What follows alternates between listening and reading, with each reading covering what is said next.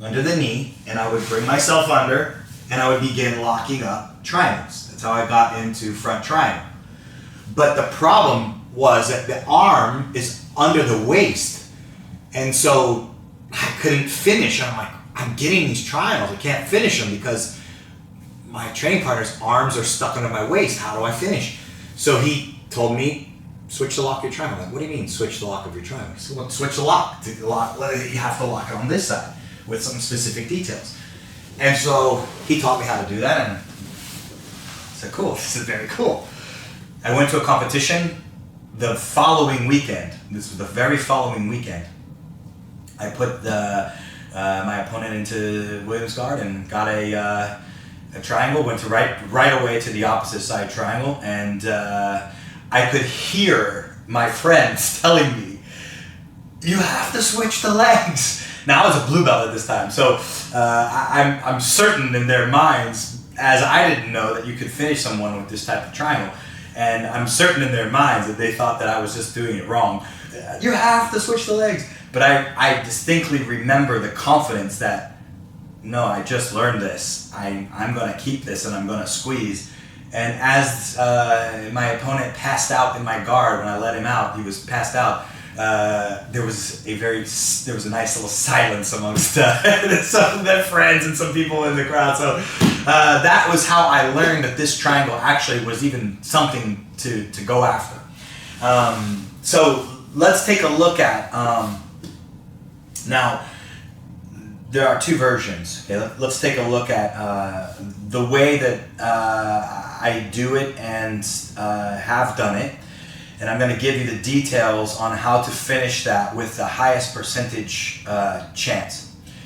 And then I'm going to briefly look at, but I'm not going to go into detail, about my very good friend John Danaher's new method on how to finish the opposite triangle. And as I'm currently playing with it, and as I feel like we as jiu-jitsu practitioners should always get better, should never just be reliant on what we know. We should always be striving to get better, and I'm blessed to have him as a good friend, because the new way seems like your head is literally going to pop off your shoulders. So although I'm going to show you how to finish this, a method that I've been using for a very long time, and I've used it quite successfully, there are problems with it. Sometimes you'll run out of steam. Sometimes you feel like it isn't squeezing the way that you want, albeit, though, I have finished some very, very, very high level people with this in training. So it is a good method. I've done it, but there's a better method now. But the old version, right? Or the version that I currently use, and I'm, to be honest, moving away from it. I'll tell you, I want to give you all the details of why this can work.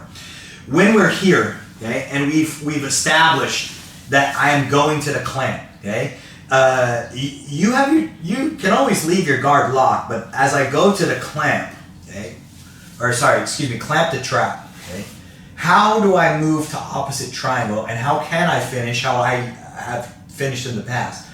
I want to show you, okay? So this left arm has a very important job. If I'm going to use this version of the triangle, I'm going to turn my left hand over and I'm going to place it on the side of his head against my leg.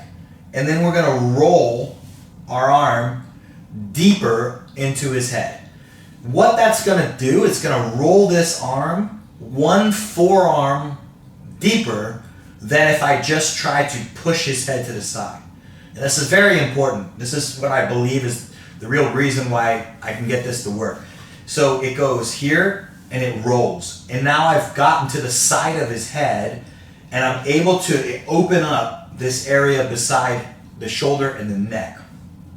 When we do that, I'm going to extend the lock of my left leg to begin moving myself to my right hip.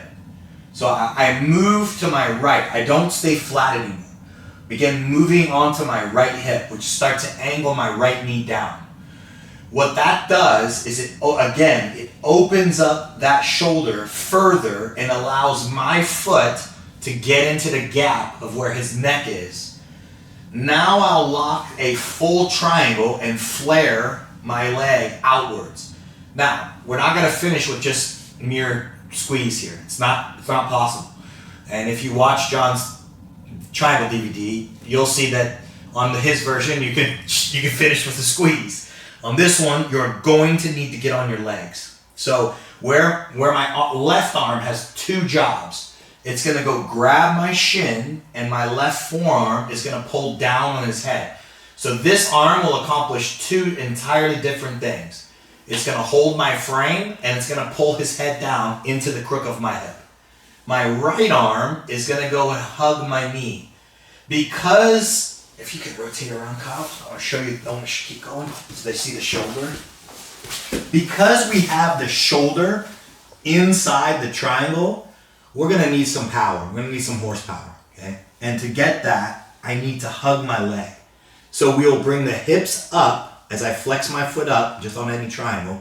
I'm going to bring the hips up, I'm going to bring everything in, and then we'll pull the head down, and we'll get a very tight opposite side triangle, okay? It is tight. It can finish. Is it as tight as John's doing? No, I'll be honest with you, no. But I'll show you the mechanisms one more time. So, we are in the Williams guard. I move into clamp guard. We move into trap triangle. And generally, when I like this move, I go right away because it's my favorite move from here. Opposite side triangle is my favorite move from here because it's very difficult to defend if you do it well, and it sets everything else up, okay? So sometimes you don't need to lock, per se, the actual triangle. You can go straight to your leg. Again, this hand has to roll away. It rolls in, grabs the shin. I use an extension of my left leg like his shoulder is a hip. We lock the figure four, and it must be locked in front of this shoulder. Has to be locked in front of the shoulder. If it's over the back, you have no chance to finish whatsoever. My left arm will do two jobs. Pull the shin down, pull the head down with the forearm. Two jobs this arm must serve. My right arm will hug my own knee, and then we're going to bring the hips in.